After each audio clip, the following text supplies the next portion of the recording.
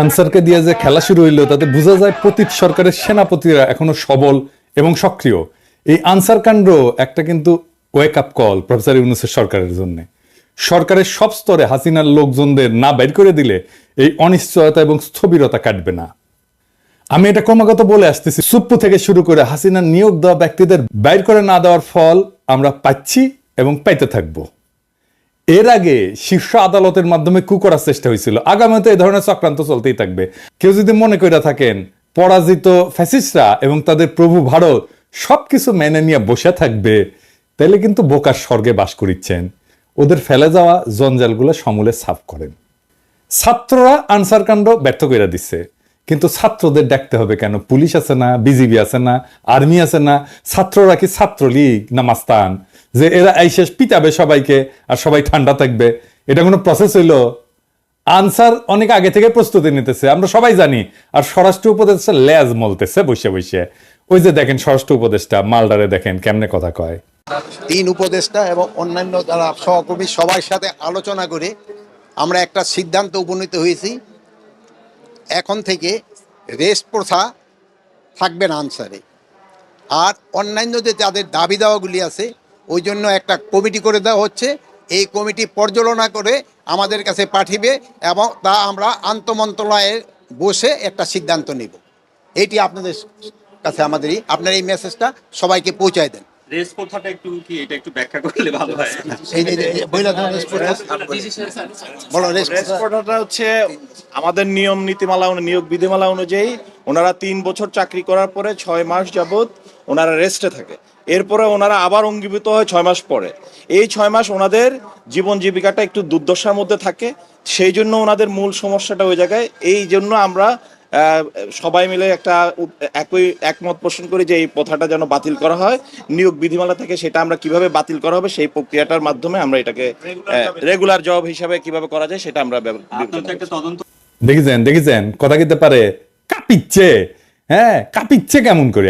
আমি শিওর ডরাই প্যান্ট ভিজাই ফেলছে। এরা কোন আক্কেলে স্বরাষ্ট্র উপদেষ্টা বানাইছে? শোনা যায় এরা নাকি বিএনপির রিকমেন্ডেশনে করা হয়েছে, সত্য মিথ্যা জানি না। ওই নাকি কেউ গেলেই তাকে কয় যান বিএনপি করেন বিএনপি করেন, এটা নাকি কয় ওই বিএনপির প্রতি কৃতজ্ঞতায়। যাই হোক, সত্য মিথ্যা তো জানি না। আবার অনেকে আমার কাছে উষ্মা প্রকাশ করেছে যে আমি কেন ওরে 111 কইছি, ওই নাকি ররে ফাটায় ফেলবে একেবারে, কারণ বিডিআর বিদ্রোহ নিয়ে ইন্ডিয়ারে ধরবে, ও ঠাইসা ধরবে। আপনাদের কি মনে হয় ইন্ডিয়ার সামনে দাঁড়ানোর হিম্মত রাখে? সব অপদার্থ উপদেষ্টা নিয়ে চলতেছে। আর এক উপদেষ্টা তৌহিদ সাহেব, উনি মায়ের বাচ্চা হবে তাই ছুটি নিয়ে নাকি আমেরিকা গেছে। এটা রক্তাক্ত বিপ্লবের পরে এই হইতেছে উপদেষ্টার অবস্থা। সাজেশন কইছে যে সমস্ত মামলা দেওয়া হইতেছে তার নাকি প্রথম পর্যায়ে পার হইতে পারবে না। তো এর দায় কার বলেন? আপনারাই বলেন। স্বরাষ্ট্র আর আইন উপদেষ্টার তো নাকি? যাই হোক, আসিফ নজরুল্লাহ এটা ব্যাখ্যা দিছে, কিন্তু এটা নিয়ে পরে আলাপ করবো। আজকে অন্য বিশাল প্রচুর আলাপ আছে, সেই জন্য আজকে এটা ধরিচ্ছি না। তো যে অভিযোগে মামলাগুলো দেওয়া হয়েছে তার বেশিরভাগ ক্ষেত্রে তো হাস্যকর। যেভাবে গ্রেপ্তার হচ্ছে অতি নাটকীয়, আর যেভাবে আদালতে তোলা হচ্ছে তার দায়িত্ব জ্ঞানহীন। আপনি যদি কোনো একজনকে অভিযুক্ত করে আদালতেই তোলেন, তারে মাইরা বিসি ফাটায় তো দিতে পারেন না, তাই না? আপনি শুরু করলেন ডিম মারা দিয়া, এটা মানা যায়। কিন্তু এখন আপনি এমন মার দিলেন যে বিসি ফাইটে যাবে। মাহমুদুর রহমানের উপরে কুষ্টিয়ার আদালত প্রাঙ্গণে হামলা আর কালামানিকের বিসি ফাটায় দেওয়া কোনভাবে আলাদা? আসিফ নজরুল কইছে দুটো নাকি আলাদা। আলাদা না, দুটো একই জিনিস।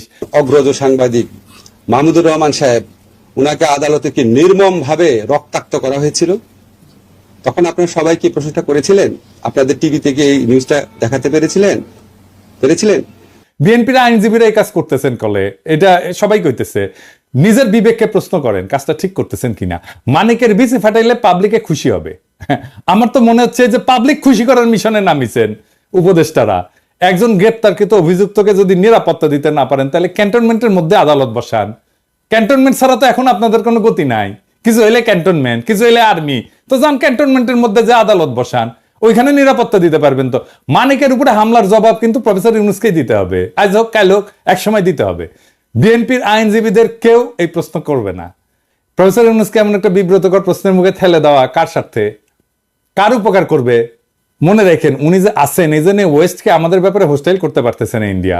উনারা আজাইরা বিব্রতকর পরিস্থিতিতে ফেলেন না, উনারা বিব্রতকর পরিস্থিতিতে ফেলবে ইন্ডিয়ান লেসপেন্সারেরা।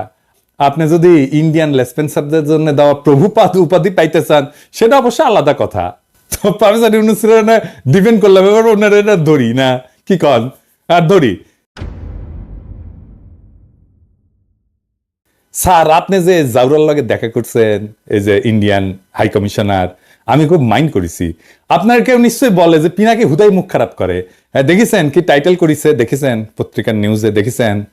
হ্যাঁ, এই টাইটেল যদি সত্যি না হয় তাহলে আপনার দপ্তর থেকে প্রতিবাদ পাঠাবেন, আর যদি সত্য হয় তাহলে আপনাকে জবাব দিতে হবে কেন ইন্ডিয়ার কাছে আপনি সাহায্য চাইছেন।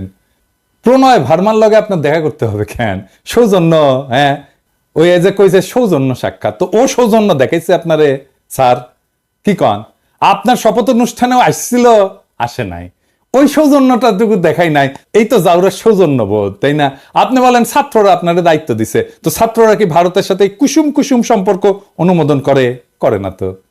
তবে এই ছাত্রদের সম্পর্কে কিছু বলা দরকার একজন অগ্রজ হিসাবে, আর এই এই লড়াইয়ের একজন স্টেক হোল্ডার হিসেবে।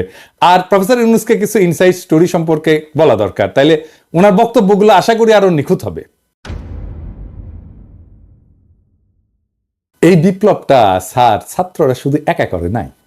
ছাত্ররা লড়াইয়ের স্পিয়ার হেড ছিল, মানে যারা রাজনীতির ভাষায় বলে ভ্যানগার্ড, মানে কমিউনিস্টরা কয় আর কি ভ্যানগার্ড, বর্ষার ফলার মতো আর কি।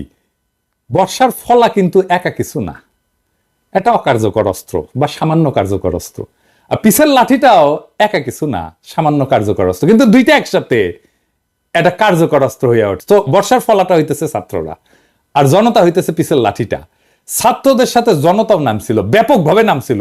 শুধু বিশ্ববিদ্যালয়ের ছাত্র না, মাদ্রাসার ছাত্রও নামছিল, শহীদ হয়েছে কাতারে কাতারে।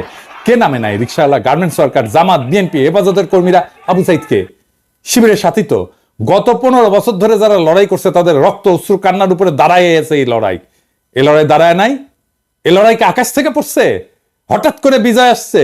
আবু সাইদ যে বুক চিতায় দাঁড়াইছে, এই দাঁড়ানোটা প্রথম কে দাঁড়াইছে বাংলাদেশে? দেখেন তো এই ছবিটা, গার্ডিয়ানে ছাপা হয়েছিল, বিএনপি কর্মী। তারা এইভাবে অসংখ্যবার দাঁড়াইছে। মুক্তিযুদ্ধে যেভাবে আওয়ামী লীগ কুক্ষিগত করেছিল, জনতার বিজয়কে আওয়ামী বিজয় রিডিউস করছিল, সে একই কাজ কইরেন না। আওয়ামী ন্যারেটিভের পরাজয় তো দেখলেন, এবার আপনাদের এই ন্যারেটিভও কিন্তু পরাজিত হবে যদি এটারে ছাত্রদের লড়াই হিসাবে শুধুমাত্র প্রতীয়মান করেন। 5 তারিখে আর্মি গুলি চালায় নাই, চালাইতে পারত। চালাইলে কি হইতো? প্ল্যান কি ছিল? প্রফেসর ইউনূসকে জিজ্ঞেস করেন। আমি ওনারে একটা কাজ করতে রিকোয়েস্ট করছিলাম, স্যার তো জানেন আপনি, যাতে আর্মির গুলি করে ঠেকানো যায়। উনি কাজটা করছিলেন, আপনাকে ধন্যবাদ। ওনার কাজটা সূত্র ধইরা আমার একজন বড় ভাই যিনি জাতিসংঘে কাজ করতেন, তিনি জাতিসংঘে কিছু গুরুত্বপূর্ণ ভূমিকা রাখছিলেন।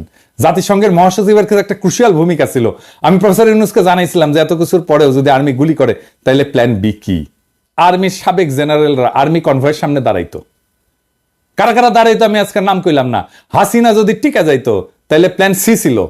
লড়াই এমন জায়গায় পৌঁছাইছিল যে আমরা সশস্ত্র লড়াই করলেও জিতে আসতে পারতাম, আর আমরা সেটা করতামও, আন্তর্জাতিক শক্তির সাহায্য নিয়ে করতাম, আগাইছিলামও। আর বেশি না কই। এইবার আমি একটা খুব খারাপ একটা সেন্সিটিভ প্রশ্ন করি, স্যার আপনারাও করি, ছাত্রদেরকেও করি, কিছু মনে কইরেন না প্রফেসর ইউনূস এবং ছাত্ররা। এই যে কয়েকশো পুলিশ মারা গেল, মাইরা যে টাঙ্গায় রাখা হলো, কে করছে? ছাত্ররা। আপনারা এইটার ওনারশিপ নেবেন? নেবেন না তো। থানা আক্রমণ হইল একের পর এক, এমন কোন থানা নাই বাদ গেছে। পুলিশ যে আতঙ্কে পলাইলো, কে মাইরা টাঙ্গায় রাখছিল? কে? ছাত্র ভাই আপনারা রাখছিলেন? হ্যাঁ, কে করলো এটা নিশ্চয়ই বুঝতে পারতেছেন। এই বিপ্লবী সহিংসতা কোনো র্যান্ডম ঘটনা না, আর এইগুলো ছাত্ররা করেও নাই। কিন্তু বিপ্লবী সহিংসতার একটা ডিসাইসিভ রোল ছিল। হাসিনা না পড়লে পুলিশের পরে আমলাদের সিরিয়াল ছিল। হ্যাঁ আমি জানি, বাইসা গেছেন আপনারা। ওই যে সব সুন্দরী সব অপসরীরই একটা দুর্গন্ধযুক্ত গুজ্জদার থাকে, সেরকম এইরকম বিপ্লবের একটা বিপ্লবী সহিংসতা থাকে যেটা কেউ ওন করে না। কিন্তু ওই বিপ্লবী সহিংসতাটা দরকার। সেই জন্য আপনি বিপ্লবের পুরা গল্প কোনোদিন পাইবেন না, কারণ এই কথাটা কেউ বলবে না যে আমি এটা করেছি, কেউ বলবে না, কেউ স্বীকার করবে না, কিন্তু এটা হয়েছে। যাই হোক, তাই সবাইরা বাদ দিয়ে একটা গ্রুপকে মহিয়ান করে তোরা কৌশলকে বাদ দিতে অনুরোধ করি। তরুণ ছাত্র নেতা এবং উপদেষ্টা পরিষদের জন্য সামনে কিন্তু বিপদ আছে। বিপদটা কি আমি একটু বলি, খুইলা বলি। ছাত্ররা একটা শক্তি, সত্য, কিন্তু ছাত্র নেতারা ডিসপোজেবল। ডিসপোজেবল কথাটা শুনে আবার মাইন্ড করেন না। ছাত্র নেতাদের শক্তি অতি ক্ষণস্থায়ী। আমিও ছাত্র নেতা ছিলাম, আমিও ঠিক 90-এর অভ্যুত্থানের নেতা ছিলাম। হাজার হাজার ছাত্রকে ডাক দিলে এক কাতারে আনতাম। এখন ওই ছাত্রদের আনতে পারবো? পারবো না, কারণ তারাও ছাত্র নাই, আমিও নাই। ওদের সবার সংসার হয়েছে, রাজশাহী মেডিকেল কলেজে গেলে হ্যাঁ সাবেক ছাত্র পরে পরিচিতি পাইছে, পিনাকি ভট্টাচার্য হয়েছে, সেই জন্য হয়তো আসবে অনেকেই। কিন্তু আমি যদি আজকাল পিনাকি না হইতাম কেউ আসতো না। ছাত্রনেতার তার যে কনস্টিটিউয়েন্সি সেটাতে খুব অল্প সময় থাকে, খুবই অল্প সময় থাকে। ওই যে জায়মান অক্সিজেন বলে কথা আছে না, সামান্য সময় থাকে, ওই রকম জায়মান তার শক্তিটা। এই যে 90-এর অভ্যুত্থানের অগ্রপথিক ছাত্র নেতারা, এই যে দেখেছেন ওনারা কোথায়। এই যে বিচিত্রার প্রচ্ছদ প্রতিবেদন হয়েছিল আমাদের সময়, বিচিত্রার প্রচ্ছদ প্রতিবেদন হওয়া মানে বিশাল বিশাল ব্যাপার। বিচিত্রার প্রচ্ছদ প্রতিবেদন হয়েছিল, ওনাদের ছবি দেয়া, ওনারা কোথায়? কোথাও নাই। অথচ উনাদের কথায় তখন দেশ চলতো। এরশাদের পতনের পরে বাংলাদেশের ছাত্র নেতাদের মধ্যে 4 খলিফার চাইতে বড় ছাত্র নেতা আসে নাই। ওনাদের গত 40 বছরে কোনো বেল ছিল রাজনীতিতে? ছিল না। এখন আজকার ছাত্র নেতারা ডাকলে হাজার হাজার ছাত্র আসে। ঠিক 5 বছর পরে ওই ছাত্র ইউনিভার্সিটি থেকে বাইরে গেলে সেই একই বাগানে আসবে নতুন কুড়ি, শুধু সেই সেদিনের মালি থাকবে না, ছাত্র রাজনীতি কফি হাউসের সেই আড্ডা, বুঝছাও, এটা থাকে না। বারবার ছাত্রদের সামনে আইনা জনতাকে যে সামনের কাতার থেকে পিছে ঠেলে দেওয়া হইতেছে, তার সবচেয়ে বড় ভিকটিম হবে ছাত্ররাই, ছাত্র নেতারাই। তারা শক্তিহীন হইয়া পড়বে। রাজপথে ছাত্র জনতার বিপ্লবী ঐক্য হাসিনাকে পরাস্ত করছে, শুধু ছাত্ররা করে নাই। ক্ষমতা জিনিসটাকে আজকের ক্ষমতাবানদেরকে বুঝতে হবে খুব খেয়াল করে, কারণ এটা না বুঝলে আপনি ক্ষমতাকে ম্যানেজ করতে পারবেন না। কারণ ক্ষমতা খুব ডেঞ্জারাস জিনিস। আমি আপনাদেরকে বিপ্লবের একটা এক্সাম্পল দিয়ে দেখাই। ক্ষমতা ক্ষমতা কিভাবে বিপ্লবকে ধ্বংস কইরা দিতে পারে। রুশ বিপ্লব টেকেছিল, টেকে নাই। এত বড় সফল বিপ্লব টেকে নাই কেন জানেন? কারণ লেনিন নিজে ক্ষমতাকে কিভাবে ডিল করবেন, জনতার সাথে কিভাবে পুনঃসম্পর্ক স্থাপন করবেন, জনতাকে দিয়ে কিভাবে বিপ্লবকে ওন করাবেন, সেটা বুঝতে পারে নাই লেনিনের মতো প্রখর রাজনৈতিক মেধার লোক।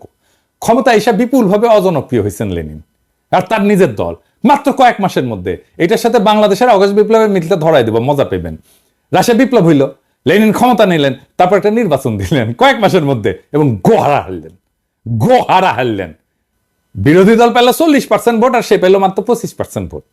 তারপর পার্লামেন্টে রেড আর্মি পাঠায় ওদেরকে পার্লামেন্ট ছাড়া করলেন। এটা হচ্ছে লেনিনের কেরামতি। সফল বিপ্লব করলো যেই দল ক্ষমতায়, তারপরে গোহারা হারলো। আর ওই হারার পরেই Soviet union one party state হয়ে ওঠে ধীরে ধীরে। দীর্ঘমেয়াদে শুধু বিপ্লব না, একটা প্রসপারাস নেশনকে পিছায় দেওয়া হয় বহু বছর, আজকে পর্যন্ত মাথা তুলে দাঁড়াইতে পারেনি। আর একটা এক্সাম্পল দিই, শপথ নেওয়ার আগে মোস্ট প্রমিনেন্ট আর পপুলার ছাত্র নেতা কারা ছিল? আসিফ আর নাহিদ তো, তাই না? এখন মোস্ট প্রমিনেন্ট আর পপুলার ছাত্র নেতা কে? সার্জিস আর আফনাজ আব্দুল্লাহ। কেন বুঝলেন তো? কারণ ওটা ক্ষমতার বাইরে। ক্ষমতা জনগণের সাথে নেতার দূরত্ব তৈরি করে সব সময়। ক্ষমতাবানকে জনগণ পছন্দ করে না, ক্ষমতা জনগণকে দূরে সরায় দেয়।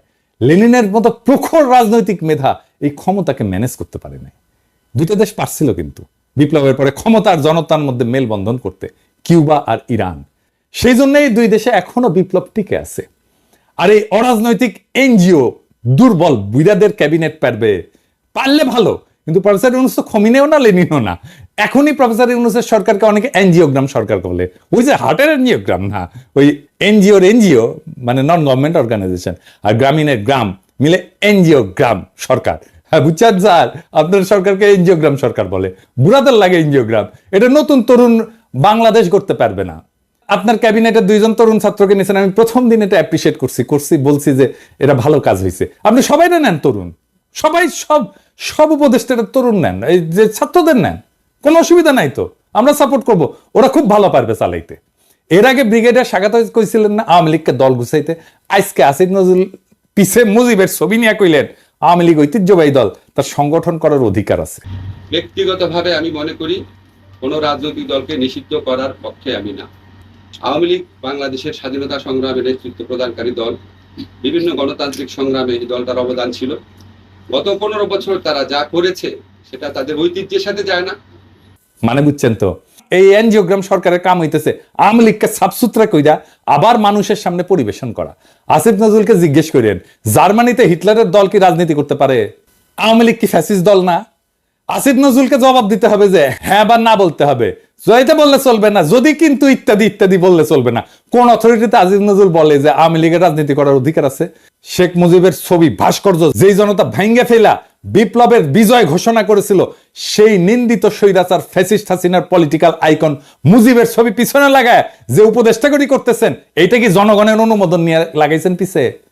জনগণ তো এটা ভাঙছে, আপনি পিছিয়ে লাগায় রাখছেন কেন, টেঙে রাখছেন কেন? আর একটা বিষয় একটু আলাপ করে নিই, আমাদের মিডিয়ার কিছু রেসপন্সিবিলিটি নিয়ে। সরকার গুমের শিকার ব্যক্তিদের সন্ধানে 5 সদস্যের কমিটি করছে, এর মধ্যে সাজ্জাদ হোসেন একজন। তো মানবাধিকার কর্মী, এনটিভি একটা নিউজ করেছে এটা নিয়ে, এই যে দেখেন, হ্যাঁ, ওইখানে ছবি দিছে এই মালের, সাজ্জাদ হোসেনের বলে এই ছবিটা হইতেছে সুয়েটের প্রাক্তন ছাত্রলীগের প্রাক্তন সাধারণ সম্পাদক, গত 15 বছরের স্বৈরাচারের সুবিধাভোগী। তো আপনি সাজ্জাদ হোসেনকে চিনেন না? সে একজন মানবাধিকার কর্মী, আমাদের কলিগ তো, আমাদের সহকর্মী তো, তার সাথে কাজ করেছি তো। আপনি সে একজনের জায়গায় আরেকজনের ছবি দিয়ে দিবেন আর হাউকাও লেগে যাবে বিভিন্ন জায়গায়। আমার কাছে কতজন পাঠাইছে, এই যে দেখেন এই লোক গুমের হয়েছে। আরে না রে ভাই, এই লোক তো হয় নাই। হুদাই আপনি কি সাংবাদিক নিয়ে রাখছেন এনটিভিতে, এই সমস্ত আউল ফাউল। এডিটর সাহেব দেখান তো এনটিভির নিউজটা দেখান, আর ছবিটা দেখান, আর ওই দেখায় দেন যে ওটা কার সাথে মিল আছে, কার ছবি ব্যবহার করেছে দেখায় দেন। এই কাজ করিয়েন না। যাই হোক, আর এটা ইস্যু নিয়ে প্রফেসর ইউনূসের আমি নজর কামনা করছি। আসেন এটা আলাপ করি। হাজার হাজার আহত জনতা ছাত্র কাতরাইতেছেন। আপনি বলছিলেন না এদের চিকিৎসা ব্যবস্থা করবেন, আর তালিকা করতে পারলেন না আহত নিহতদের। আপনার উপদেষ্টাদের তো জানাই নাই কেমনে দেশ চলে, কিভাবে দেশটা ফাংশন করে, কয় হাজার আহত, 10,000 20,000, তালিকা করতে পারেন না এতদিনে। একটা হসপিটালে তো গেছে সে, তাই না? যে কোনো হসপিটালে যে কোনো আহত রোগীর একটা আলাদা ডেটাবেস থাকে, ওটা পুলিশ কেস বলে, এটা লাল সিল দেওয়া থাকে, ইনকা করে ঠাকাস করে মেরা দেয়। তো এই পুলিশ কেসগুলোর তথ্য নিয়ে রোড ট্রাফিক অ্যাক্সিডেন্ট, সাপে কাটা আর বিষ খাওয়া, এই 3 ধরনের রোগী যদি বাদ দেন 18 জুলাই থেকে 5 আগস্টের, তাহলে আহতদের পূর্ণাঙ্গ তালিকা পেয়ে যাবেন। ওখানে ঠিকানাও থাকে, ফোন নাম্বারও থাকে। 1 সপ্তাহের কাজ, আর একটু ভ্যালিডেট করে 1 সপ্তাহ, ম্যাক্সিমাম 1 সপ্তাহের কাজ। দেশ কেমনে চলে এটা জানেই না, এইগুলারে আপনি উপদেশটা বানাইছেন তো, বানাইছেন, বানান ছাত্রদের বানাইতেন, সবগুলোই ছাত্র নিতেন, খুব ভালো কাজ করবে। আমি প্রথমে 2 জন ছাত্র বানাইছিলেন উপদেশটা, আমি কইছিলাম এটা ভালো কাজ করেছেন, আর সবগুলোরে নিতেন ছাত্র, কোনো সমস্যা ছিল না তো। যাই হোক, এই আলাপে শুধু ছাত্র না, ছাত্র জনতার এই বিপ্লবের অংশগ্রহণ নিয়ে কথা বলছি। তো আমি শহীদদের নিয়ে এপিসোডে মাঝে মাঝে শেষ করতাম। আজকে আমি যারা নিয়ে কথা বলবো সে শহীদ কিনা জানি না, কিন্তু এই আন্দোলনে সে একজন নিখোঁজ ব্যক্তি। আসেন তারে নিয়ে একটু কথা বলি। ইয়াসিন আরাফাত একজন দরিদ্র শ্রমিক, রাজধানীর ঢাকার কুড়িল এলাকায় ইঞ্জিন মেকানিক হিসেবে কাজ করতেন। একই এলাকায় ফুচকা বিক্রি করতেন বাবা আবুল কালাম। গত 18 জুলাই বিকেল ইয়াসিন আরাফাত বাবাকে ফোন দিয়ে বলে, বাবা আমি খুব বিপদে আছি। এরপর ফোনের লাইন কেটে যায়। ওই ঘটনার 1 মাস পার হলেও ছেলের সন্ধান পাননি আবুল কালাম। সন্তানের খোঁজে বিভিন্ন জায়গায় ঘুরে বেড়াচ্ছেন। অন্যদিকে নিখোঁজ থাকার পর অনেকে ফিরতে শুরু করেছেন পরিবারের কাছে, কিন্তু ইয়াসিন আরাফাত ফেরেনি। কেউ তার খোঁজ নেয়নি, কেউ ফেসবুকে লেখেনি, তাকে নিয়ে কোনো পত্রিকা স্টোরি করেনি। করবে কেন? সে তো আর এলিট না, নিতান্তই সাধারণ শ্রমিক, যারা কোনো প্রতিদানের আশা ছাড়াই লড়াইয়ের মাঠে নেমেছিল। কোনো কোটা না, কোনো চাকরির ন্যায্যতা না, নিতান্তই সে হাসিনার নির্মম শাসনের বিরুদ্ধে, ছাত্রদের উপরে চলা নির্মম ফ্যাসিস্টের আক্রমণে বিক্ষুব্ধ হয়ে পথে নেমেছিল। সম্ভবত তার জীবনটাও দিয়ে দিয়েছে। তারপরে বেওয়ারিশ লাশ হয়ে কোথাও দাফন হয়ে মাটিতে মিশে গেছে এতদিনে। তার বাবা কাঁদতে কাঁদতে ছেলেকে খুঁজছে। তার কান্নাও একদিন শুকিয়ে যাবে। বিপ্লবের এমন অসংখ্য শহীদ অগোচরে থেকে যাবে। এইসব জানা অজানা অসংখ্য শহীদদের রক্ত মারিয়ে যারা ক্ষমতার মসনদে বসলেন, তারা এই ফ্যাসিস্টকে সাফসুত্র করে আবার আমাদের পরিবেশন করবেন। হাসিনার অনুগতদের দিয়ে প্রশাসন চালাবেন। পিছনে ফ্যাসিস্টের আইকনের ছবি ঝুলিয়ে একটুও গ্লানিতে ভুগবেন না। ইয়াসিন আরাফাতের বাবা আবুল কালামের জীবনটা এক অসীম দুঃখে ডুবে গেছে। প্রত্যেকদিন সকালে হয়তো তিনি ঢাকার কুড়িলে যান, যেখানে একসময় তার ছেলে ইয়াসিন আরাফাত কাজ করত। পুরনো স্মৃতির টানে তিনি প্রতিদিন সেখানে যান, যেন অলৌকিকভাবে ছেলেকে দেখতে পাবেন হঠাৎ। কিন্তু ইয়াসিন আরাফাত ফেরে না, আর কোনোদিন সে ফিরবে না। আবুল কালামের চোখের পানির কোনো শেষ নেই। সেই জন্যই তিনি কাঁদেন, অবিরাম কাঁদেন। তিনি জানেন যে তার কান্না কখনোই শেষ হবে না। প্রত্যেকটা দিন তাকে মনে করিয়ে দেয় তার ছেলে আর মেয়ে। কিন্তু তবুও তিনি আশা ছাড়েন না। ছেলের খবর পাওয়ার আশায় দিন রাত কাটান। এদিকে ক্ষমতার খেলার মঞ্চে এই সাধারণ শ্রমিকের আত্মত্যাগ কোথাও স্থান পায় না। অন্যদের মতো ইয়াসিনেরও কোনো স্বীকৃতি নেই। তার জীবনটা যেন একটা নিষ্ফল স্বপ্নের মতো। তার বাবা আবুল কালাম নিজের চোখের জল দিয়ে সেই স্বপ্নকে কবর দিয়ে যাচ্ছেন প্রত্যেক দিন। কিন্তু এই নিঃশব্দ কান্নার মধ্যেও আরেকটি আগামী বিপ্লবের বীজ রোপিত হয়েছে। ইয়াসিন আরাফাতের রক্তের ফোঁটাগুলো সেই বীজের জন্যে জল হয়ে থাকবে। হয়তো একদিন, অনেক অনেক দিন পর, এই রক্তের রঙে রঙিন হয়ে, এই রক্তের রঙে রঙিন হবে নতুন একটা ভোর। ইয়াসিনের মতো অজানা শহীদদের রক্তেই ফুটে উঠবে সেই ভোর, যা সত্যিকার স্বাধীনতার আলোকে আলোকিত। ততদিন পর্যন্ত আবুল কালামের চোখে থাকা আশা হয়তো ম্লান হবে না, কারণ তার ছেলের আত্মত্যাগ সেই দিনের বিপ্লবীরা ঠিকই স্মরণ করবে, যে বিপ্লব এক এলিটের হাত থেকে আর এক এলিটের হাতে ক্ষমতা হস্তান্তর করবে না। এভাবেই অগণিত শহীদের আত্মত্যাগ একদিন ইতিহাসের পাতা জুড়ে লেখা হবে। আর তখনই হয়তো আবুল কালামের চোখের জল একটু থামবে এবং তিনি জানবেন যে তার ছেলে কোনো অচেনা ইতিহাসে হারিয়ে যায়নি, বরং সেই ইতিহাসের অংশ হয়ে বেঁচে আছে। ইনকিলাব জিন্দাবাদ।